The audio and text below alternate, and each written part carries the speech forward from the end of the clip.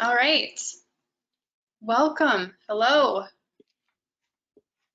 It looks like we have about 16 attendees. Hello and welcome to How to Stay Relevant during times of crisis. I am your host, Michelle Roberts, president of Novus Be Known, and I work alongside of CEOs and teams to help them optimize and grow their business through strategic branding and marketing consulting. I have just over 17 years of experience in the world of marketing and branding, graphic design, communications, and product design. Today, I have alongside of me two of my awesome colleagues.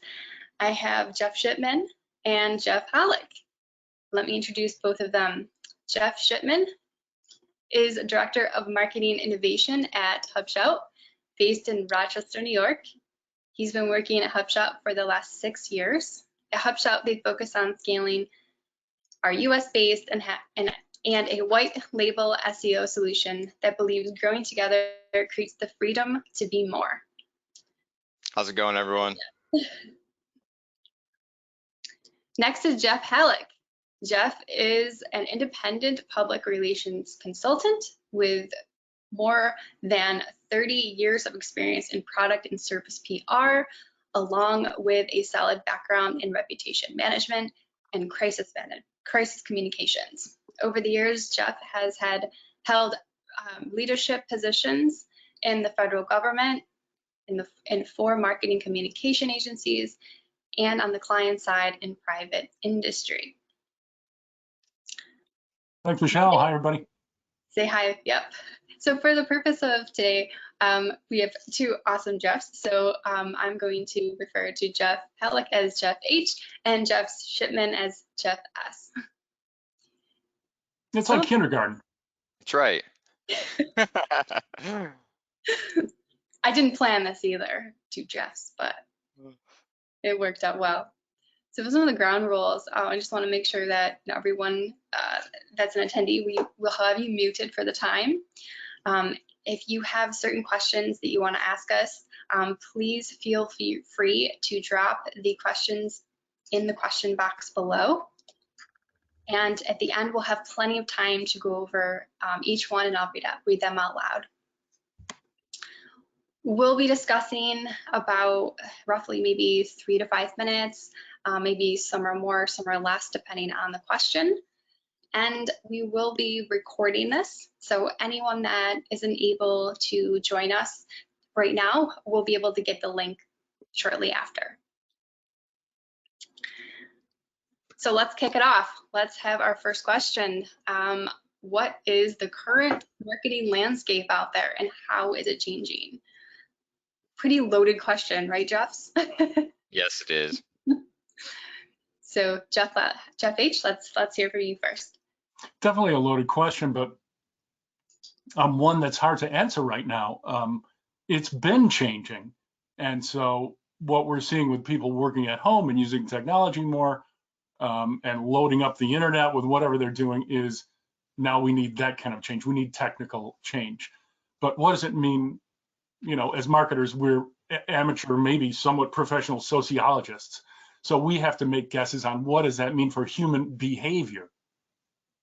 What we know is that every pandemic we've had before has gone away. This one will go away. But in the shorter term, we're very nervous. We're distancing in an official way. And so what does that mean for each, what it really comes down to is for each of our organizations or our clients, what does that mean for us as a group? How do we make our way through it? And the way we communicate is going to reflect that. So as you think about marketing and communicating, well, let's face it, internal communication is the starting point for everything. So you need to start to think about what that means for you, you know, how you and your senior leadership are communicating with your people about the current situation, making plans to come out of this the best way you can, and making some guesses for your organization. That's really where the changes are going to be in your marketing and messaging. Yeah, agreed on all of those fronts.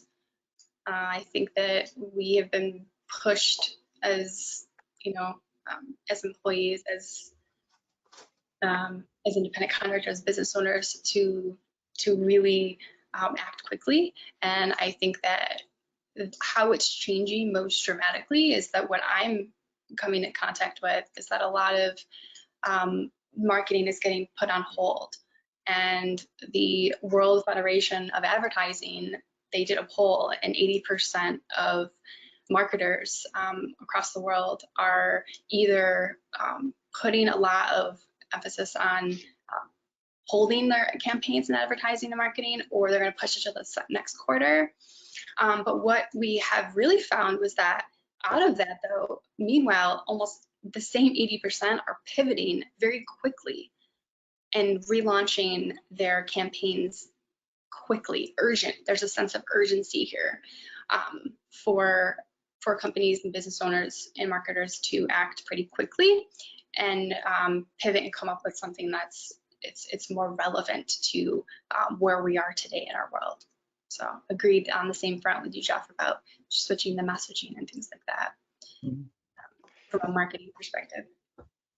Yeah, absolutely. And I think the first instinct is for everyone to turn off their marketing.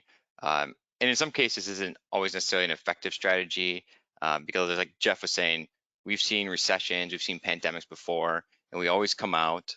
So actually, agencies, businesses who continue to market find themselves better off when we get out of a recession or out of the pandemic. Obviously, consumers are much more vulnerable. Their behaviors are changing. And if you think about it, like people are staying at home, so their priorities are changing, right? For example, like maybe they're gonna hire a landscaper to do some work, but now that they're home all the time, they can just do it themselves. So they're altering how they spend their money, and the environment is evolving very quickly. Another thing just to mention too, with how everything is changing for a business, I think you need to ask yourself what your customers need from you.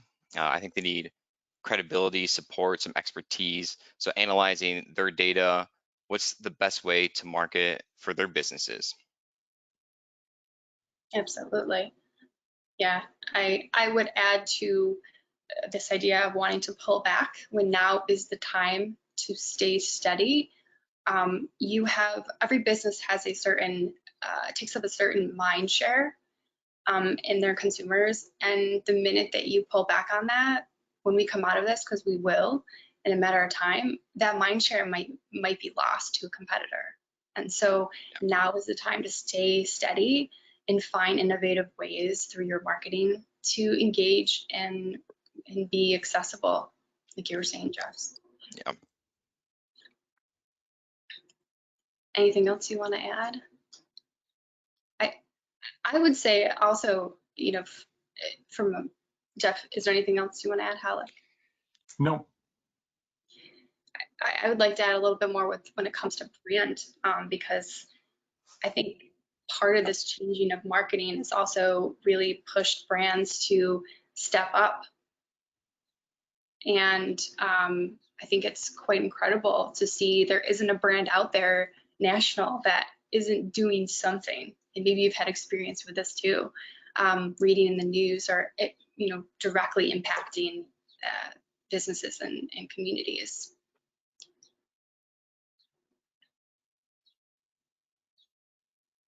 Well, I think they need to be careful. I've seen some national messages that I'm not quite sure about, and I'd like to see how they resonate with real consumers, because I don't consider myself a real consumer. I think the three of us know too much to be that. But I've seen some national ads that are very touching, and their purpose is to resonate with this time. But while it's happening, I'm asking myself, is this too much? Is it trying too hard? And so there's a real balance that you need to reach with this messaging. And you know what? Rather than swing and miss on that, I'd say stay home. Yeah. If you're not ready to deliver those messages, if you don't have something that really, really works, I think it's worse than if you just don't do anything.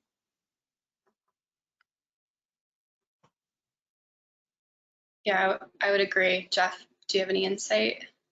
Yeah, I agree. It's just like you don't want to be tone deaf during a situation like this. You want to be very serious, and if you don't think you can deliver that, then just stay in the background for now. You don't want, and you just don't want to feel like you're profiteering off the situation. You know, one thing I would recommend to organizations, if you're immersed in this crisis, then be immersed. You know, do what you need to do. Build on the trust you have and try to engender more with what is happening now in your space. Yeah. But if you have time, I would suggest doing some research, because that's going to help you as you go through this and as you come out of it. So maybe this research is something that is valuable to you right now in your organization or in your industry, or maybe it's valuable later. But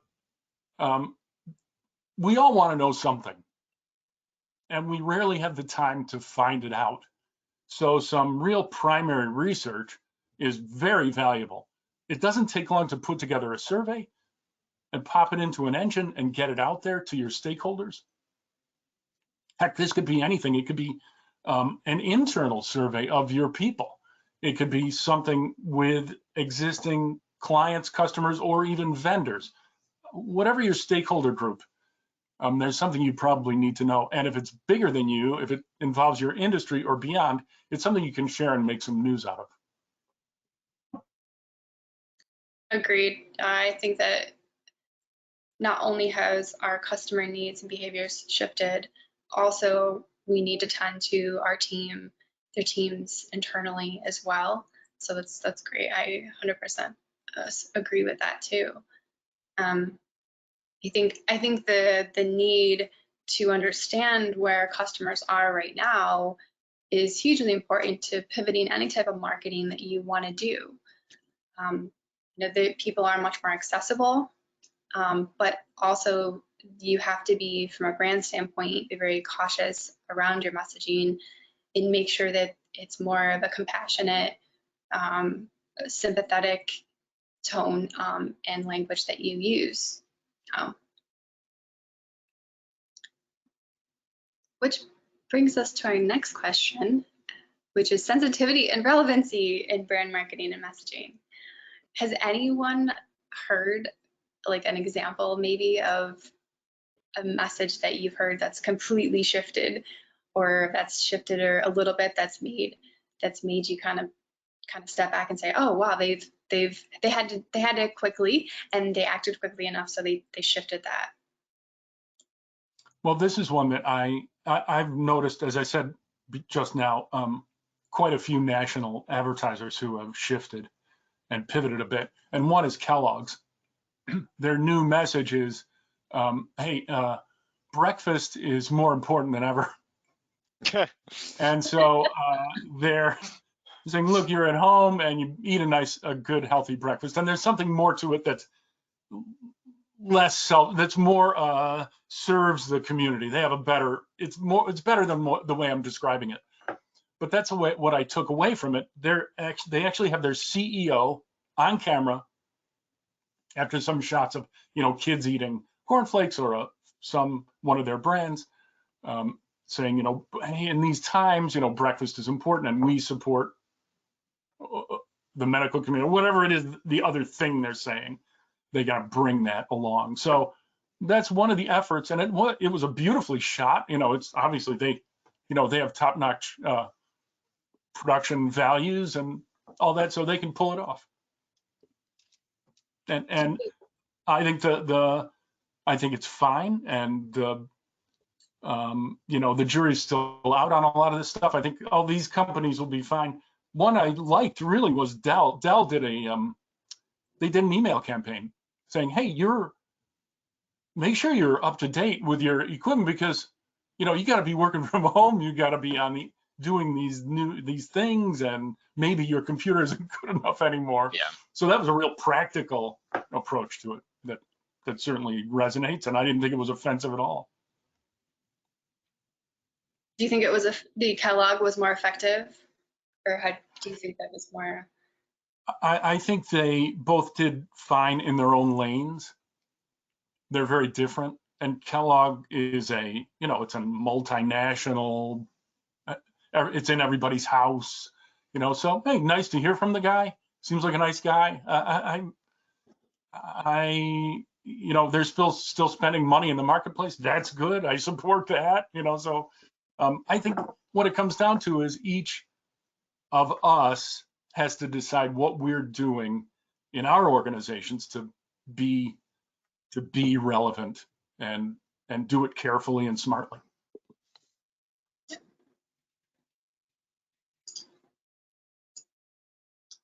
Yeah. I know I can give an example of one of my clients, and we acted very quickly. We were going to send out a normal e-blast, a normal piece of content, and we quickly pivoted to targeting, specifically around how do we create, how do we market XYZ right now, and how do we help this particular audience. And that worked extremely well because we were able to get that out like the day that their audience got hit hard with not being able to be open. And so we were able to even see an increase in 20% for the whole month just in that one day of website traffic. And that also creates that lasting relationship. It's providing an immense amount of trust, like we're here for you. So that's one way that we changed that messaging, we changed the relevancy very quickly, and got it out quickly. Good stuff. Yeah, and one example I was thinking of, I think I actually saw this commercial either last night or 2 nights ago, was Tractor Supply did a commercial, and they were just celebrating their team members and customers. And obviously they're on the front lines when it comes to produce, farmers, helping out. I thought it was really touching.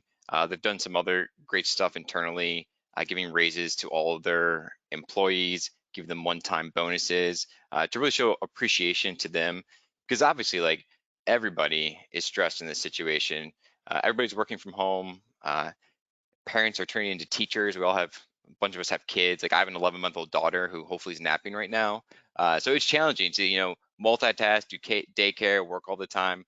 So it was a really nice, touching commercial where it's just saying, hey, thank you, everybody, for all the work you do. Yeah, I think that's a fine message. Yeah. I think as many organizations that can get themselves into that kind of space, that's where they need to be. Yeah. Yeah, absolutely. I saw another ad this morning for an virtual interior designer company, and they probably at this point in time, they would probably be talking about how to refresh your home in the spring, spring cleaning, all that. But instead they said, you're stuck at home. Let's help you redesign your house. So they had that right for me because I've been doing a lot of that. So they had that target audience correct. So that's just another pivot that probably a smaller company did or can continue to do. It's that old, now old, social media watchword: be helping, not selling. Yes. It's everything.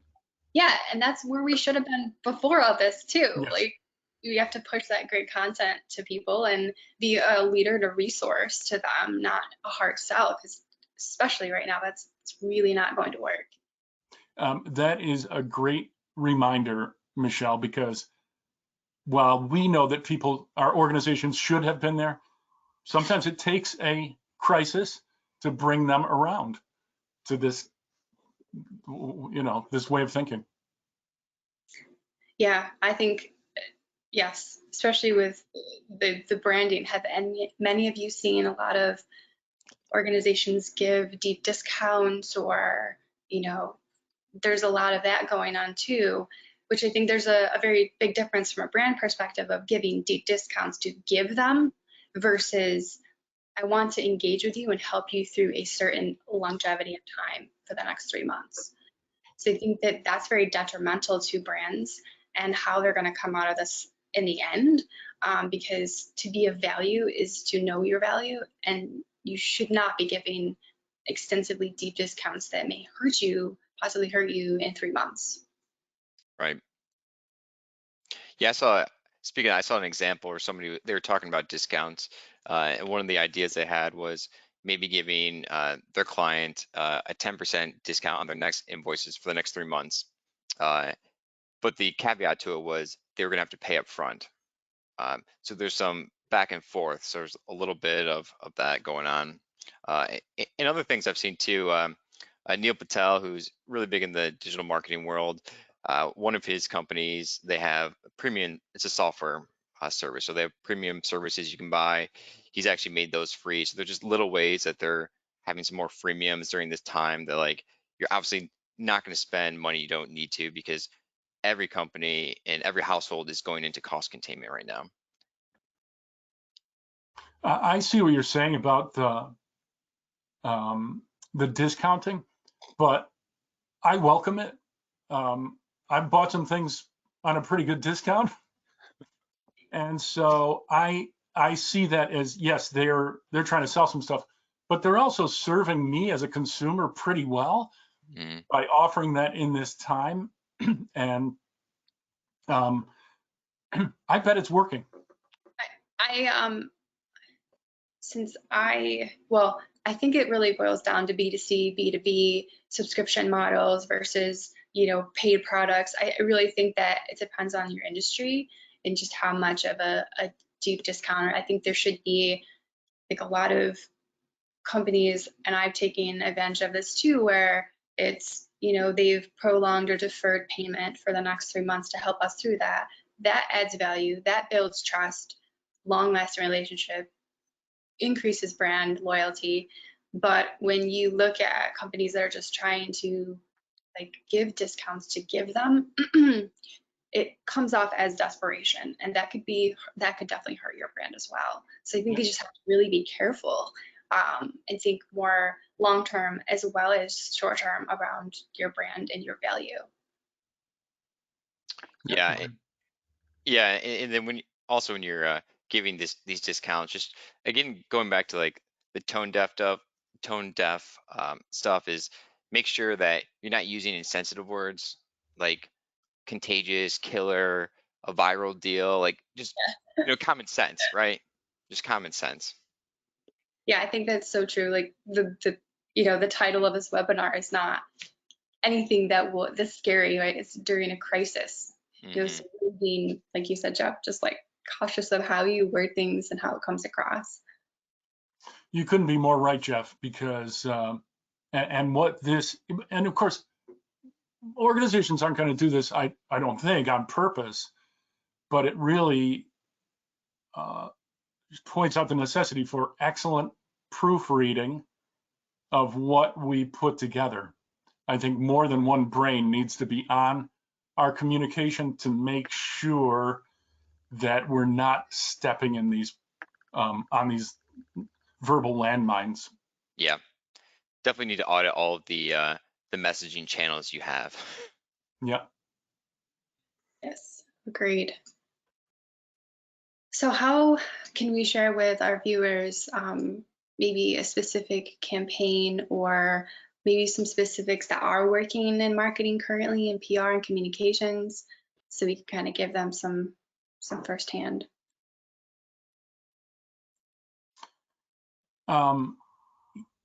I have a healthcare client that is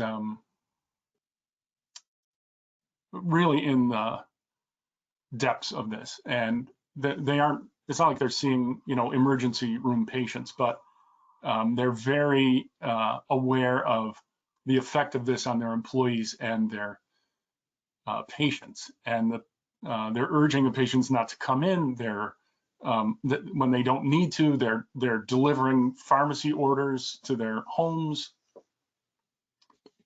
free of charge, and but it's a difficult communication challenge because not everybody's listening. And people are still behaving in the old ways. So, and they have a full professional marketing communications department to put against this. So it's never as easy as saying, well, we're going to put out these messages and it's all going to work. And people are going to behave, because they aren't necessarily. And you can see that all over the place. So it's a challenge. It's a huge challenge. And coming from a very professional staff that does all the right things, and yet it's not having totally the desired effect. Yeah. So I wish I had I wish I had a solution to that. But I'm just saying that it happens.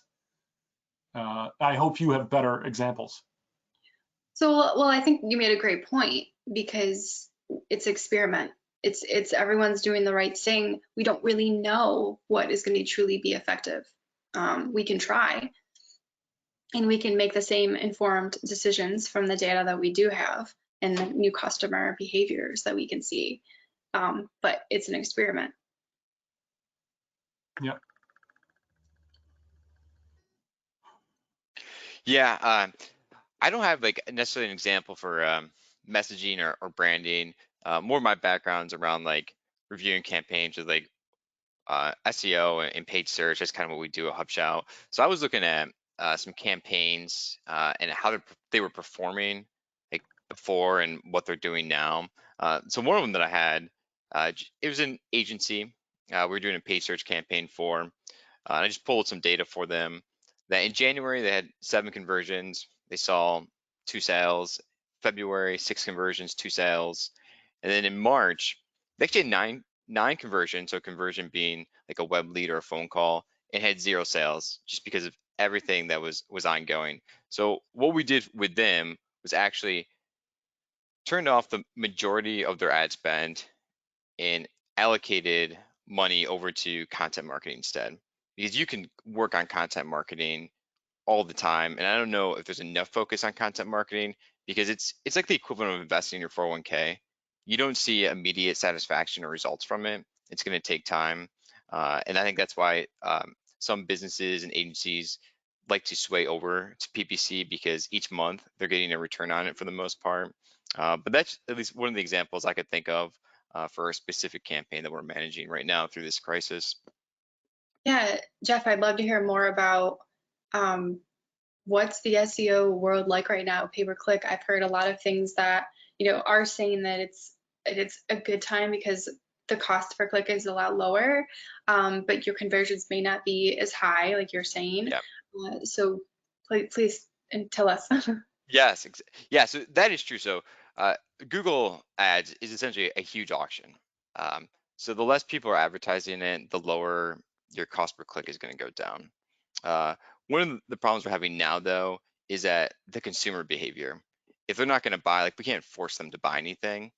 So one of the ideas we've had is to maybe go after secondary keywords that are even cheaper for the cost per click, and you can work on your funnel. So maybe try to get people in the top middle of your funnel, and eventually when we get through the worst of this crisis and recession, then they'll start to move down to the bottom of the funnel, and you'll see returns in a few months. On the SEO side of thing, for us, it's business as usual. Continue to do content marketing, write about what's happening with the crisis too, but again, don't be tone deaf about it, and do your backlink building. And really anybody can do content marketing. Even if, like, an example, you're a dentist, we can all write a blog, you can interview somebody about how they do a root canal, and then you can share it on social media. So there's other steps you can do while in cost containment. That's true in the public relations and publicity world right now, more and more, because the trend, as we noted up front, is that the media landscape is already changing, even before this pandemic. And one of the indicators of that is fewer reporters. Newsrooms are slim now, and they're even laying off as we speak at places like the Democrat and Chronicle. So it's hard. So for publicity people, they have fewer places to turn, and or they may have the same number of outlets, but there are fewer reporters to work with. So what PR people need to do is create their own content. And of course, they can share that content on their owned channels on social and digital, but they can also share that content with media outlets, and that works now. It has worked. So if you have video, stills, other kinds of content, submit that, and if your story's good, they will use it. And they're using it more and more. It used to be, oh no, we're not using anyone else's content. They don't even want to come out and be with you anymore during this. So they need that. And that's a way you can help them report a good story, and you can get your message out as well. So if I'm hearing correctly, you're saying that it's easier for people to get, for organizations, businesses to get PR right now because there's not as much time that it's taking, or is that? You're more likely to get it if you supply some content rather than saying to them, hey, I have a great story. Why don't you come over and interview me? Because they don't want to do that, A, and B, they don't have time anymore. And, you know, in PR, it's hard now because if you have a story that's not related to the pandemic, it better be a really top-notch story or you're not getting any coverage. So if what you do is relatable and part of what's happening now, it's a helping piece, it's a solution or a good news story about the pandemic, all those kinds of things are certainly pitchable today. Yeah, absolutely. I love what you both said. I think it really goes back to that pivoting in the relevancy of the messaging. It's huge. And I really like what you said, Jeff Shipman, about great content is like putting in for your 401k. It's great. Yeah. I love that because it's a lot. I mean, that's where we need to serve, is to be that resource and provide that great content. I'm one of my other clients is in healthcare, and so a lot of the messaging we've been working on too is a lot of the internal with our staff. She has an agency, and so making sure that the staff are equipped and acknowledged with how to be a good caregiver. And thus, you know, pivoting that message a little bit, making sure both sides are being taken care of, caregivers and the clients as well. Awesome.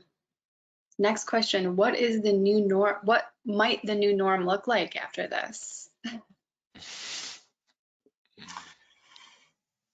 It's anyone's guess how this is changing people and organizations. I've heard a range of predictions, such as no one's going to shake anyone's hand anymore, or stuff like that, which I think is not correct. Now, maybe the handshake will evolve to an elbow knock. I don't know, but I know that people I know and love won't stop hugging each other. So it's going to revert to normal eventually. This is going to end. So the question is, what is your organization doing at that point? Do you need to make a, what are you planning for? And in an ideal world, you would have, for the past number of years, been putting trust in the bank with your stakeholders. You would have been putting programs and actions in place and communicating those things in a way that your stakeholders grow to love and adore you. Now, if that hasn't happened, if you've just been skating along, this is going to be a tough time for you. So what you need to do in the new normal is to get going on that. Maybe it's looking at your mission and vision statements. Maybe it's getting your senior leadership trained in being a better spokesperson for your organization. That's part of your self-assessment that needs to happen.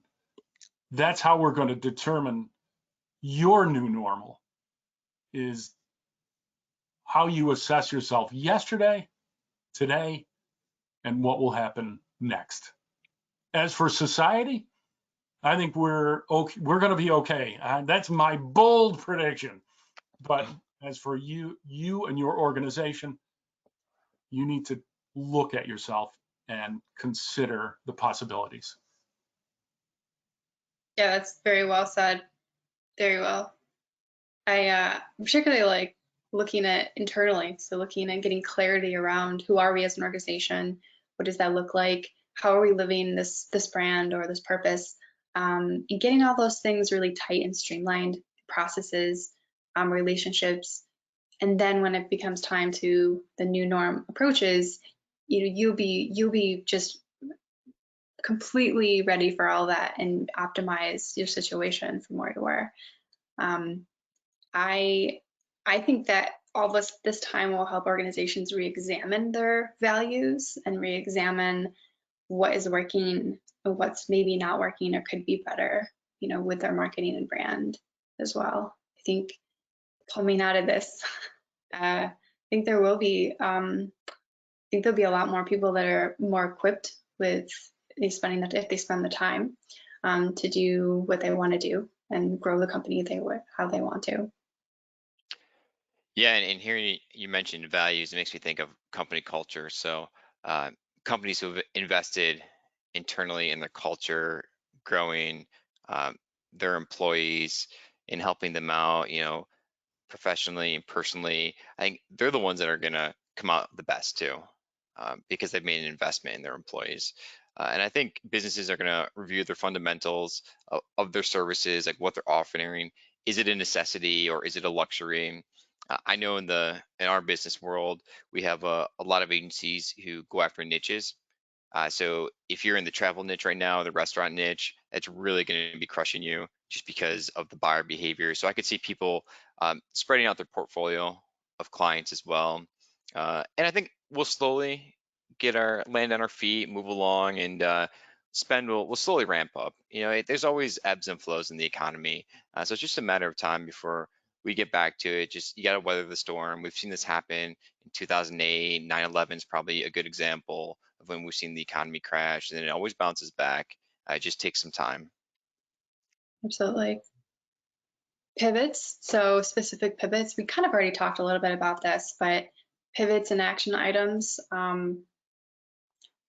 We talked about. I think pivot is something you need to really consider. And coming from that last question, this evolution, whatever your evolution is your brand, your organization's story. And as we all know, good marketing, is nothing more than a bunch of stories or one grand story. So this is going to be yours. How did you enter this? How did you get through it? And what are you doing now that it's over? That's your story. You might have a great story to tell. It might be somewhat confessional in nature.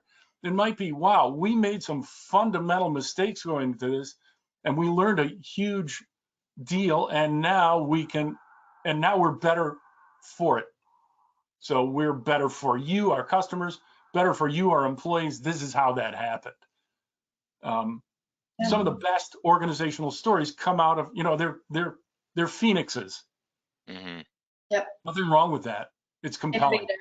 Innovators as well, like Amazon in 2009, they grew by like 30% because they continued to innovate, came up with like the ebook at that time. So that's an example too. I think it's a great example. Jeff, Shipman, do you have anything to add? Yeah, so for pivots for me, again, it goes back to reviewing data, like what's working, what's not working. Look at it, I would say weekly. Don't wait monthly to look at your data. I'm a big advocate of SEO and content marketing. It works. And if you think about it, like if the economy took 6 months to get back on its feet and and roaring again, where people are spending, you invest in these next 6 months in content marketing, going after a particular keyword you want to rank on. When people start to spend in 6 months, you'll be the top of a Google search result, and you'll start to see leads flow in. So I'm always an advocate for investing in your SEO. And if you're looking for like cost containment ideas, email marketing is always a really cheap way to reach out to your current customer base. It's a cheap way to try and do cold emailing. And I know like the cost per lead is usually right around like $30 for email. So that's incredibly cheap.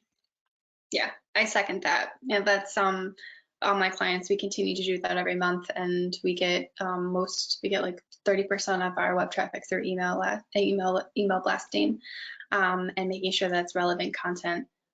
So I agree. I think pivots from a brand perspective are essentially, you really want to be cautious around how you represent your brand now versus later. It's really easy to just change everything on a whim. And I think another pivot, as well as, I think making, like in the marketing world, making sure that you have the inventory. So like one of my clients, they've seen a huge pivot in the need for different product that they sell, but they didn't have the inventory. Well, they don't have enough of it to supply the demand that might be there. So that's sort of putting us at a very agile way of how to market. So we're kind of waiting for that. And so I think pivoting to support new products, or like the products that you currently have, and sell more of those, or services more of that. I think that's a great pivot. And a lot of companies are still offering consults, especially, telemedicine. It's a great way to get people in the door if they're interested. You don't have to see them, but you can have something like this where you can get online with them and have a consult. I think that's a great opportunity, for that way your business isn't having to stop. So those are just a couple of pivots, but I think really maintaining top of mind is huge right now, and to not stop engaging. And I think you both touched on earlier too, that pivot of the noise, like that noise that we're constantly hearing, and making sure that we're able to stand out somehow with whatever marketing that we do. It has to be relevant, it has to have the right messaging to cut through that noise. Maybe one of the best pivots you can make today, well, once this wraps up, is to be back at full employment and to communicate that to everybody. Your vendors, certainly your employees will be happy about that. Your customers, just saying, look, we're doing our part. We've hired everybody back. We're at full strength. And that gives everyone, the more we can give people confidence in normal life, the better off we're going to be. Awesome. So I think that wraps up our questions, our interview. Now let's go to some of these questions that I'm receiving. So I have, so back when we were talking about TV ads, Vinny said, I totally agree. I do not like these TV ads that play on the coronavirus and are emphasizing their sincerity. So the authenticity, I think that's what Vinny is talking about. You can't just say it and not really mean it. And I also think that that's one of the new norms that you'll see, is like, prior to this, a lot of brands they say that they believe in something, but maybe they're not always behaving to that. So I think this really sheds light on still being the authentic brand and really living that. So I think that might be too something that will come out. Thanks, Vinny.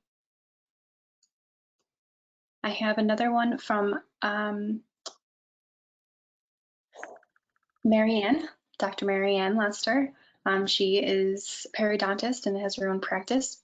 If you can't add value, don't just, like Jeff said, but I actually think that keeping your clients motivated and disciplined to something positive every day continues to keep focus on the future.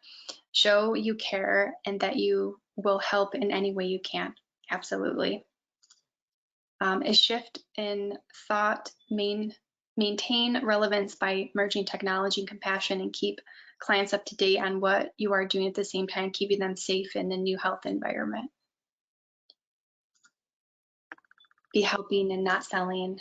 And Mark Preston said, be helpful and not selling is a great golden nugget from this.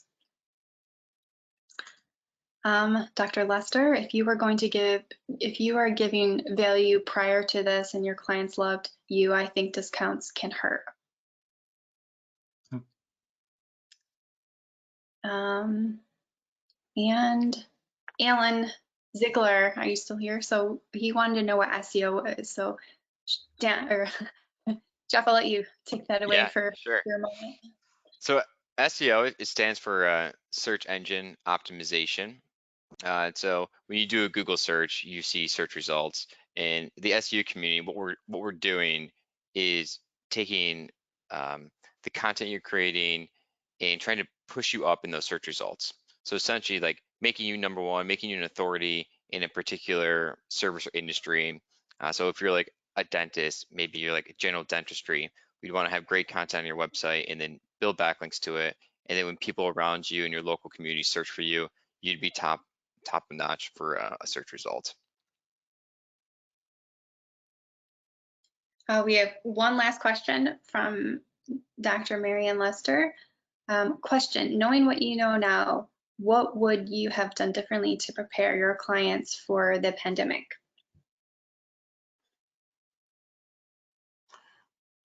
As I said, clients should be continually looking for ways to build trust with their stakeholders. And that's going to differ with every kind of organization or employer. But figure out what those things are and do them. They might seem frivolous at times, but especially when the money's flowing in and times are good. But that's not when we need those things. It's like a bank. You do things to put trust in the bank, and then when you need it, like now, or in some other kind of more specific crisis to your organization, that's when you can draw on it. And people will say, you know, that bad thing happened to them, but I trust them because of all this stuff that they've already done around me and my situation. They understand me, and they've brought me value, and they've always been fair, and they've always had good, helpful messaging to me before. So now I know we'll get through this, and they've told me that, so I believe them. Credibility is key. Yeah, I think done differently to prepare my clients, I would more focus on how could my clients help their clients more at this time. I think that really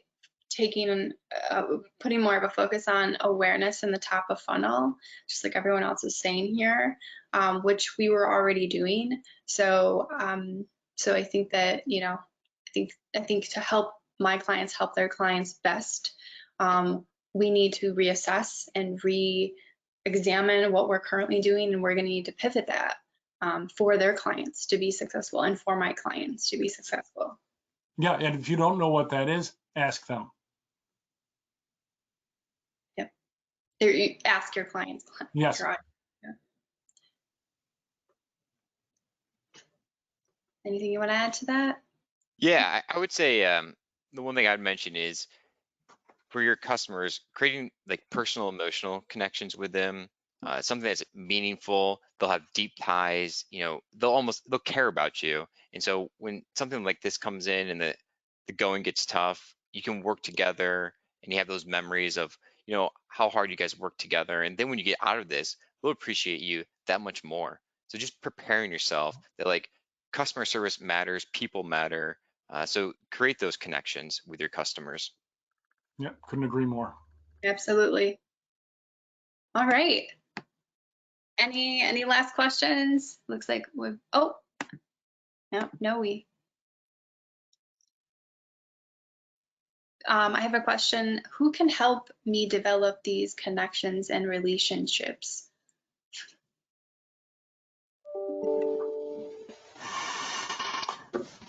Well, it depends on what, what your specific situation is. And Yeah. so maybe there are some, marketing communications practitioners who work in your particular field who are really good at that. There are others of us who are more generalists. It depends on what you need. If you're in say a very scientific field, you might want someone who knows that or knows your field. But there are a lot of resources out there. Michelle can guide you. She knows them all. Thank you. And That's- I'm going to provide everyone's contact information if they want to reach out to you individually in the email that I'll send for everyone that signed up and attended.